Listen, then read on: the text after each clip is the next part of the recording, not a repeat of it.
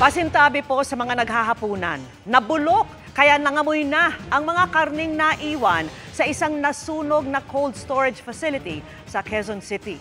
Umabot pati sa mga kalapit na barangay ang masangsang na amoy. At nakatutok si Maki Pulido. Nangangalit man ang apoy nang masunog ang cold storage facility na ito sa Barangay Del Monte, Quezon City noong January 20. Hindi nasunog ang marami sa mga frozen meat product na nakaimbak sa mga freezer nito. Kaya ang mga yan nabulok at umalingasaw 2 araw mula nang magkasunog. Abot pa sa ibang mga barangay depende sa ihip ng hangin. Kala namin amoy daga. Naghanapan kami ng patay na daga. Si Nineta nga nakatira sa Barangay Paraiso, may 2 kilometro ang layo mula sa nasunog na cold storage facility.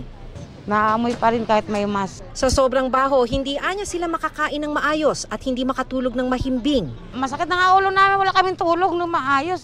Ilang araw na wala kaming tulog na maayos kasi ang baho. 5 sa 10 freezer ang puno pa ng nabubulok na karne. Para mapabilis ang paghakot, tumutulong na ang Quezon City Hall. Binabantayan ng mga tauhan nito ang pagdisinfect at paglinis sa lugar.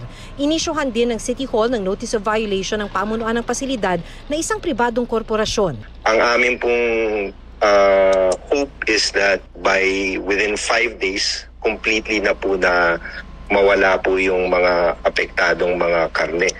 At yung paman po is, ngayon po is naglalagay po sila ng mga apog, mga disinfectants para ma-mitigate po yung amoy. Batay sa air quality testing ng Quezon City LGU, ligtas din daw ang hangin, mabaho nga lang.